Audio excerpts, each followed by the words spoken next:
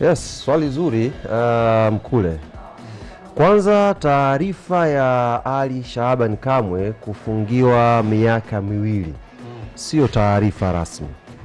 Ni tetesi ambazo zimeenea kwenye mitandao ya kijamii.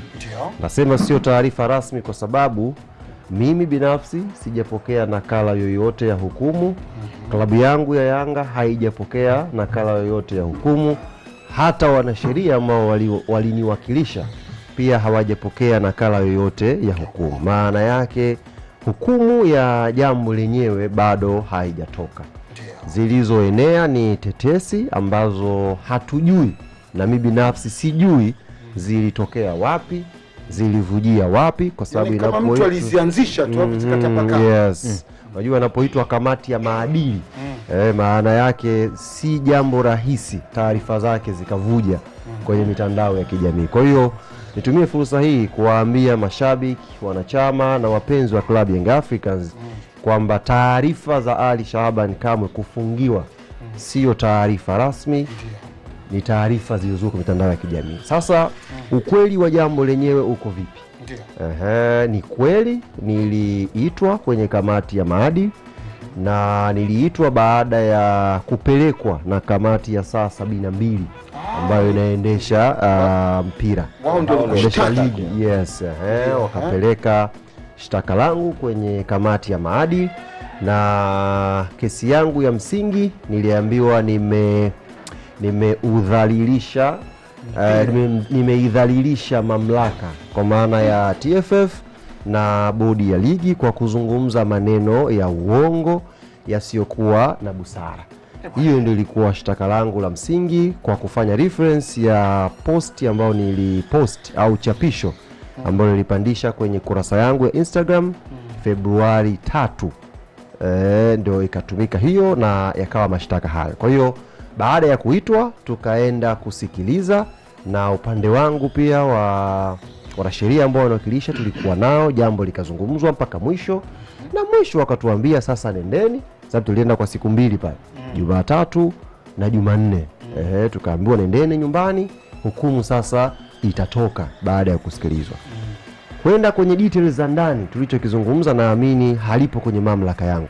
Hilo ni jambo la kisheria, wako wanasheria waliowakilisha, wapo kwenye nafasi nzuri ya kuizungumzia kilichozungumzwa pale ndani. Ila neno la mwisho la kamati tuliambiwa nendeni, tumeshawasikiliza, hukumu tutaitoa. Sasa jana ndio tukasikia hayo maneno mbalimbali yakiandikwa mitandaoni, lakini juzi usiku, ni kutoka juzi usiku na. Yes, lakini ukweli kabisa ni kwamba hakuna hukumu hiyo rasmi ambayo tumeipata. Kwa hiyo tusubiri, ikitoka tutaipokea na tuzungumza na watu. Sio kwa nini wanakuwa na haraka hivi vitu? Subiri, kwa sababu wenye mamlaka wenyewe watasema, lakini mtu tu anaibuka anazisha tu afa hana sosi kwamba nani kasema. Lakini sio ukisoma haielezi kama mwenyekiti ndio kamati ya maadili ndio kasema, katibu au nani, hamna, lakini ila tapakatu. Sawa, hivi vitu vimeibuka Alikamwe. Wewe binafsi vimeku disturb vipi katika hasa kuelekea kwenye dabi na department yako, na kwa maana ya sasa ya kesi au tetesi za hukumu? Tetesi hizi, kwa sababu mechi ni ya kweli na promotion inabidi sisi kama club na mimi kama mkuu wa idara ya mawasiliano, ambao kimsingi idara hizi ndio idara ambazo zinasimamia promotion ya kwenda kwenye mechi husika.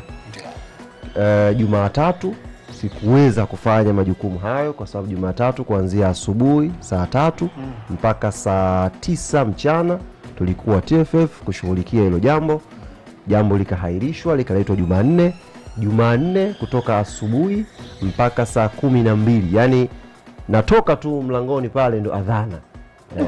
Kwa hiyo siku nzima, Jumanne siku nzima imeishia TFF. Kwa maana yake zile siku 2 ambazo kimsingi ndo tulikuwa tufanye sasa uzinduzi wa amsha kuelekea kwenye mechi, tulizipoteza kwa sababu ya jambo hilo. Na tukawa na subra, tukasubiri. Sasa jana tunataka Jumatano nataka tuanze tetesi nyingine pia kama hizo zikatokea mitandaoni. Sasa yes, kimsingi niko na viongozi ambao wanaiongoza hii taasisi, wakaniambia kuwa na subiri tufuatilie. Wamefuatilia, wakaambiwa hukumu haipo.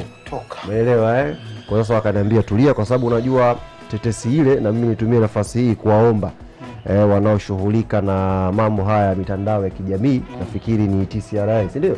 Naam. Wafuatilie haya mambo na watoe mwongozo, kwa sababu unajua unapotoa taarifa kama ile huenda una vyanzo, lakini madhara ya taarifa kubwa kama ile ni makubwa kweli. Mimi nitakwambia ile usiku ambao taarifa imetoka, mimi mwenyewe ilibidi niende kukesha hospitali na bi mkubwa, kwa sababu alipata mshtuko mkubwa kweli.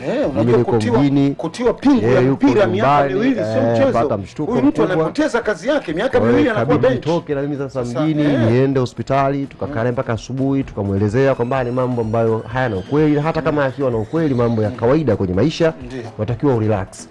Kwa hiyo ime to disturb kwenye promotion. Hiyo ni jambo ambalo hata usingenisikia mimi, linaonekana tu kwa picha ya kawaida. Kwa hiyo sisi kama club tunaamini mchezo pia huu ni mkubwa, na Watanzania huu mchezo wanautaka, na uhitaji wa point 3 kwa timu zote mbili pia ni mkubwa sana. Kwa hiyo tunaamini inshallah tunafanya hamasa leo, na leo peke yake itatosha, naamini kabisa, kuwaamsha wanachama na mashabiki wetu, kuwaamsha Watanzania kujitokeza kwa wingi Benjamin Mkapa siku ya kesho. Twende inshallah tukapambanie klabu yetu.